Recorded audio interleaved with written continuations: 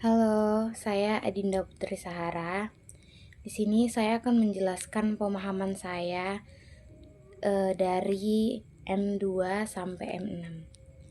Oke, yang pertama saya akan menjelaskan di bagian M2 yaitu pengantar etika profesi dan tata kelola perusahaan. Etika dan tindakan. Etika berkaitan dengan baik atau buruk, benar atau salah. Etika merupakan seperangkat prinsip yang dipegang oleh individu atau kelompok atau disiplin ilmu yang mempelajari prinsip-prinsip etika tersebut. Studi etika dapat membantu seseorang untuk memilah isu-isu dengan melihat prinsip-prinsip apa yang berlaku dalam kasus tersebut. Studi etika dapat membantu mengembangkan keterampilan penalaran etis. Individu memiliki keyakinan yang tidak memadai atau berpegang teguh pada nilai-nilai yang tidak memadai tersebut.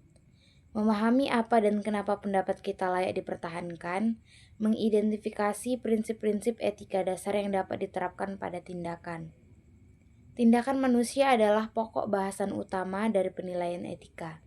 Tindakan yang dimaksudkan di poin ini adalah tindakan manusia yang disengaja, tindakan yang disengaja yang memiliki makna etis atau tidak etis, biasanya tindakan yang development center, merugikan atau menguntungkan orang lain atau diri kita sendiri dengan cara yang serius.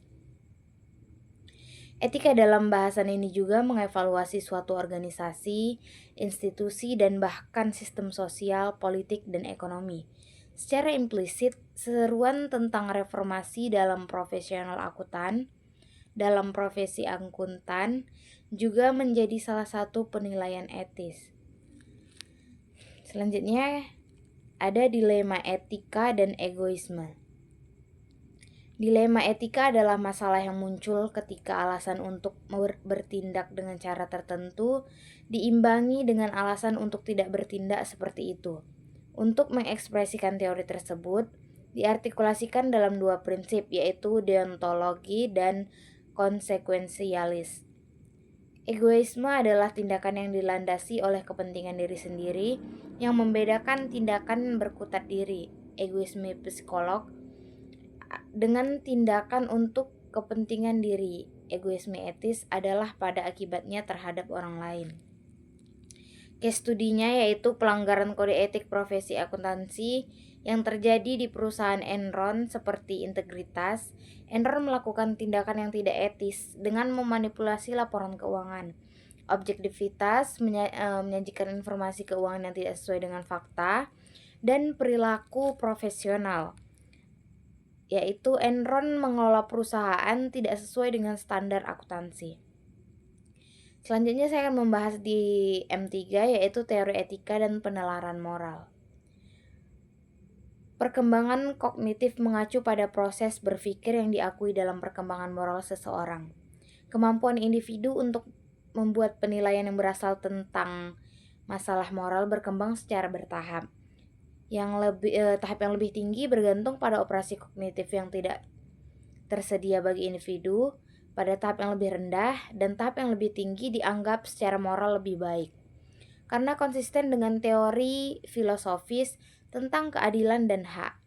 Pandangan Kohlberg tentang perkembangan etika bermanfaat dalam memahami bagaimana individu dapat menginternalisasi standar moral dan lebih canggih penggunaannya untuk menerapkan secara lebih kritis untuk menyelesaikan masalah konflik.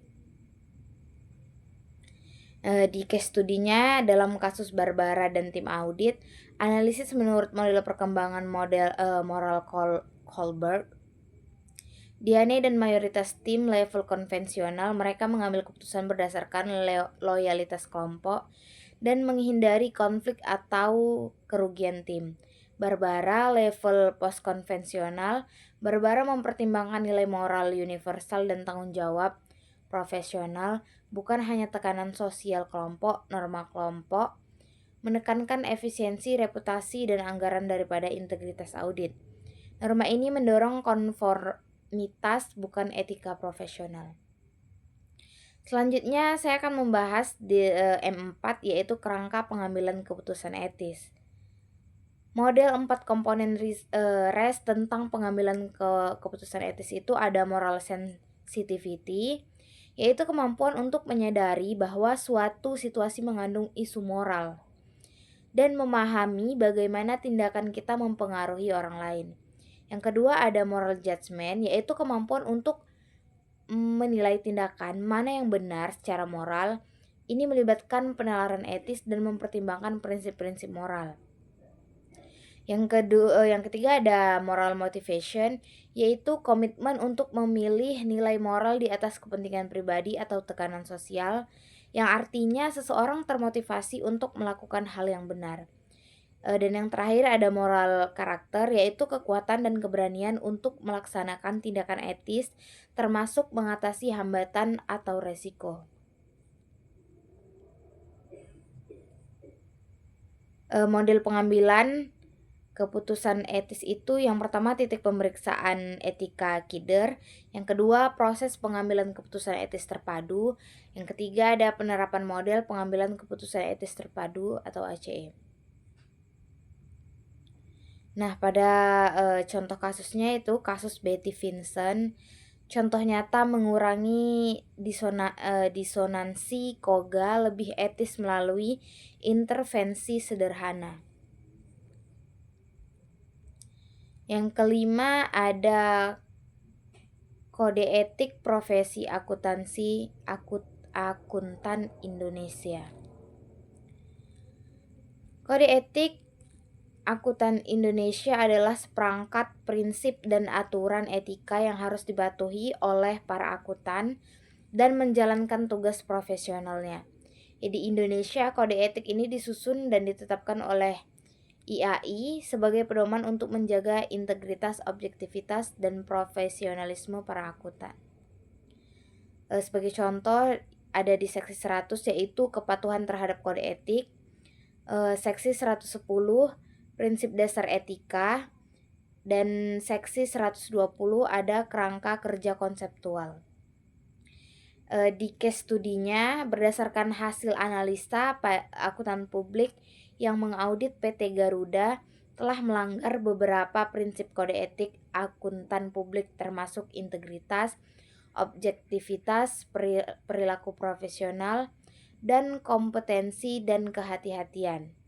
Kesalahan dalam laporan keuangan perusahaan juga menjadi tanggung jawab akuntan publik karena telah melewati proses audit dengan tidak adanya catatan atas kesalahan dan koreksi.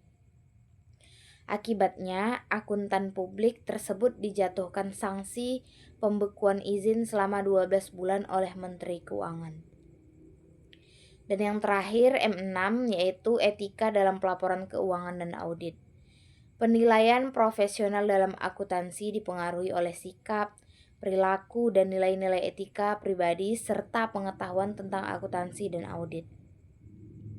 Kerangka penilaian profesional KPMG menekankan pentingnya proses penilaian yang sistematis dan objektif, meskipun dalam praktiknya sering dihadapkan pada tekanan, kendala waktu, dan bias. Kerangka ini bersifat preskriptif, membantu akuntan tetap objektif dan profesional dalam situasi sulit, serta menghindari bias dan pengaruh eksternal dalam pengambilan keputusan. Kepentingan publik dalam akuntansi. Yang pertama, kepentingan publik dapat dipengaruhi oleh kegiatan komersial CPA karena CPA memiliki tanggung jawab profesional yang melampaui kegiatan kepentingan klien semata. Yang kedua, kegiatan komersial CPA seperti pemberian jasa konsultasi, manajemen atau jasa non-audit kepada klien audit dapat menimbulkan potensi konflik kepentingan yang mengancam independensi dan objektivitas CPA. Selain itu, pengawasan dan regulasi seperti yang dilakukan oleh Dewan Pengawas Akuntansi Perusahaan Publik di Amerika Serikat bertujuan untuk menjaga kualitas audit dan menghindari konflik kepentingan yang merugikan publik.